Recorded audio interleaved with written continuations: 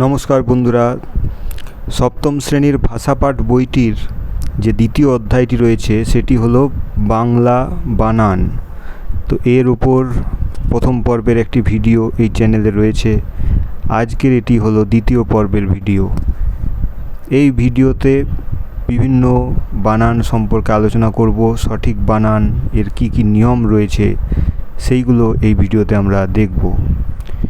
তো এখানে যে সমস্ত উদাহরণগুলো রয়েছে, যেমন ক্রমশ, ফলত, সর্বত, অহরহ, অনেক সময় আমরা ভুলবশত এইগুলোর সঙ্গে বিসর্গ দিয়ে দিই। লাস্টে ক্রমশ দিয়ে বিসর্গ দিয়ে দিলাম, কিন্তু এটা কিন্তু সঠিক নিয়ম নয়।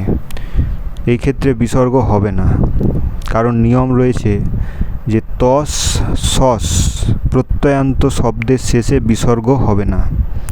তো এখানে যে শব্দগুলো রয়েছে তার শেষে সস তস এই প্রত্যয়গুলো রয়েছে।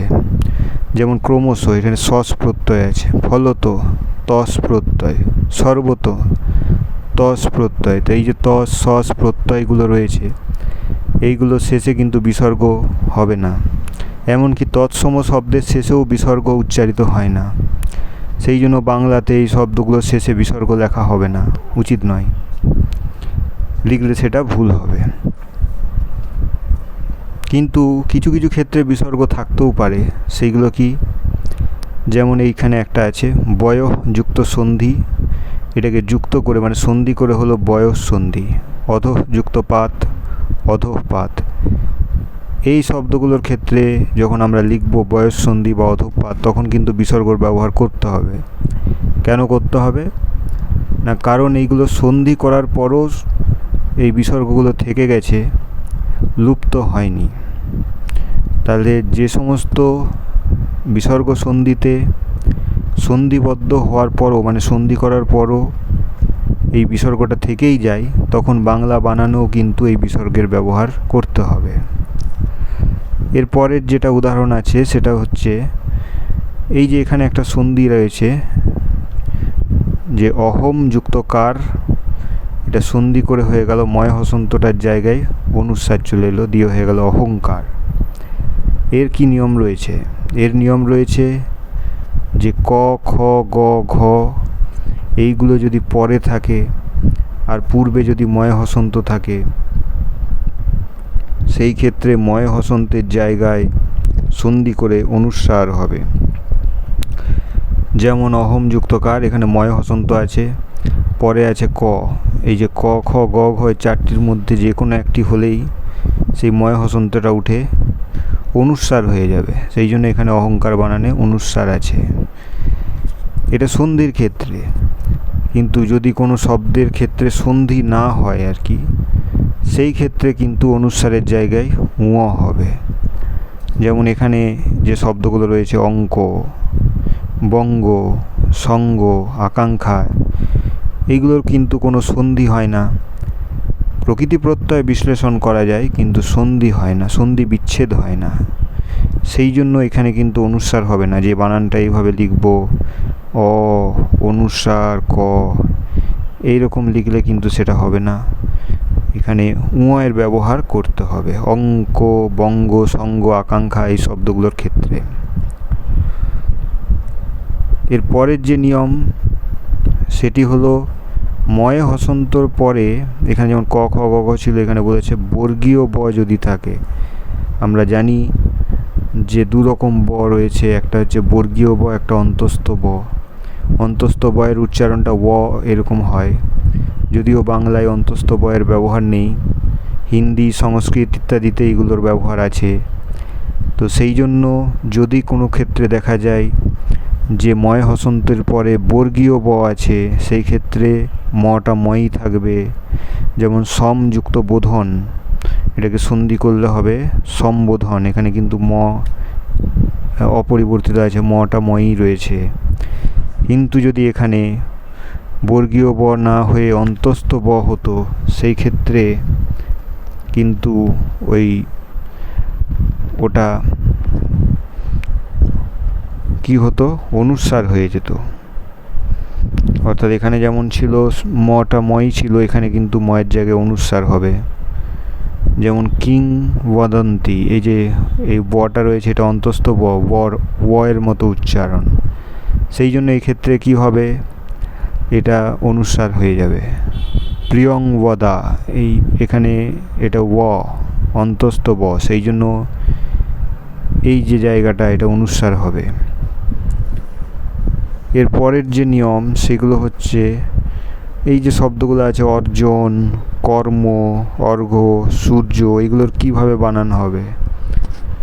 অর্জনের ক্ষেত্রে অনেক সময় অনেকে দুটো বর্গজ ব্যবহার করে থাকে, কিন্তু এই নিয়মটা ঠিক নয়। কেন নয়? কারণ এখানে নিয়ম রয়েছে যেটা বানানের, এই যে রেফ যদি থাকে, এই যে এগুলোর মাথাতে একটা করে রেফ রয়েছে, রেফের পরে যদি ব্যঞ্জন থাকে সেটা দ্বিত্ব কখনোই হবে না। দ্বিত্ব মানে যুক্ত, মানে দুবার, একই ব্যঞ্জন দুবার ব্যবহার হলে তখন তাকে দ্বিত্ব বলা হয়। তাহলে এখানে দেখা যাচ্ছে এই যে বর্গীয় জটা দুবার ব্যবহার আছে, তাহলে এটা কখনোই হবে না। কেন হবে না? কারণ এই আগে রেফ রয়েছে। তাহলে সঠিক বানান হবে এইটা, অবর্গীয় রেফ দন্তন্য। কর্মের ক্ষেত্রেও তাই দুটো ম আছে, দ্বিত্ব হয়ে যাচ্ছে। তো যেহেতু রেফ আছে সেই জন্য এখানে দ্বিত্ব হবে না, এটা হবে সঠিক বানান, ক ময় রেফ। অর্ঘের ক্ষেত্রে কি আছে, এখানে বোঝা যাচ্ছে না যে দুটো আছে কিনা ঘ, এখানে সিঙ্গেল আছে, এখানেও সিঙ্গেল আছে। যুক্ত মানে দ্বিত্ব, ব্যঞ্জনের দ্বিত্ব হচ্ছে কিনা সেটা দেখতে গেলে কি করতে হবে, এটার বর্ণ বিশ্লেষণ করতে হবে। এটার বর্ণ বিশ্লেষণ করলে হবে অ যুক্ত ঘয় হসন্ত, আচ্ছা ঘয় হসন্ত হবে না, কারণ এখানে রেফ আছে বলে আগে র হবে। তাহলে এটা সঠিকভাবে করলে হবে অ যুক্ত রয় হসন্ত যুক্ত ঘয় হসন্ত। তারপর এখানে জ ফলা আছে, সেই জন্য এখানে একটা অন্তস্থ জয় হসন্ত, আর লাস্টে উচ্চারণ হচ্ছে স্বরধ্বনি অ। তাহলে অর্ঘ্য, এখানে ব্যঞ্জনের দ্বিত্ব হয়নি, অ আছে, র আছে, ঘ অন্তস্থ জ, কোনোটাই দুবার রিপিট হয়নি, সেই জন্য এখানে নিয়মটা মেনে চলছে, তাই এই বানানটাই সঠিক হবে। সূর্যর ক্ষেত্রে কি হবে?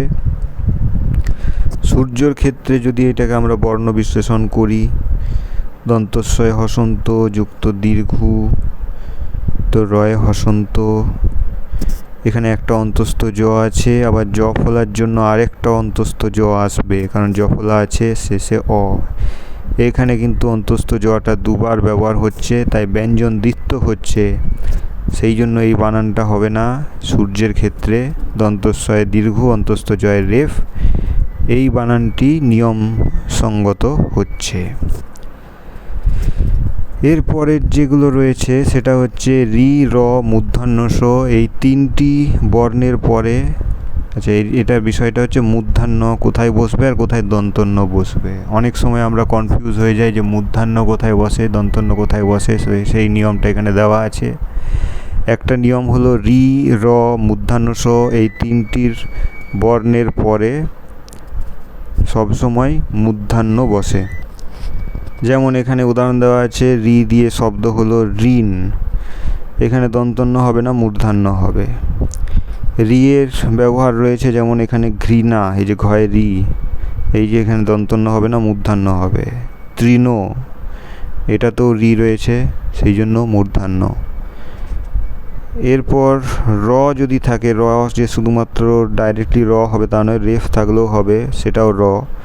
যেমন বর্ণ, এখানে রেফ রয়েছে, মানে এটার উচ্চারণ র এর মতো, সেই জন্য এখানেও মূর্ধান্য হবে। স্বর্ণ, জীর্ণ, এখানেও র রয়েছে, সেই জন্য এগুলোতে মূর্ধান্য হবে। মূর্ধান্য স যদি থাকে সেই ক্ষেত্রেও মূর্ধান্য হবে। যেমন সহিষ্ণু, এখানে মূর্ধান্য স আছে, তাই জন্য তার সঙ্গে মূর্ধান্যের ব্যবহার হবে। রি, র, মূর্ধান্য স এইসবের ক্ষেত্রে এরপরে দন্তন্যর ব্যবহার হয় না, তার পরিবর্তে মূর্ধান্যের ব্যবহার হয়। পরের যে নিয়ম সেটা হলো প্র, পরা, পরি, নির, এগুলো সব এক একটা উপসর্গ, এই উপসর্গগুলোর সঙ্গে মূর্ধান্যর ব্যবহার হয়। যেমন প্র দিয়ে শব্দ হলো প্রণাম, তারপর প্রণীত, প্রণতি এই টাইপের, এইগুলোর ক্ষেত্রে দন্ত ন হবে না, মূর্ধন্য হবে। পরা দিয়ে হবে পরায়ণ, এখানেও মূর্ধন্যের ব্যবহার। পরি দিয়ে পরিণাম, পরিণতি, সেই ক্ষেত্রে মূর্ধন্যের ব্যবহার হবে। নির, এই উপসর্গ দিয়ে শব্দ হলো নির্ণয়, সেই ক্ষেত্রেও এইখানে মূর্ধন্য হবে।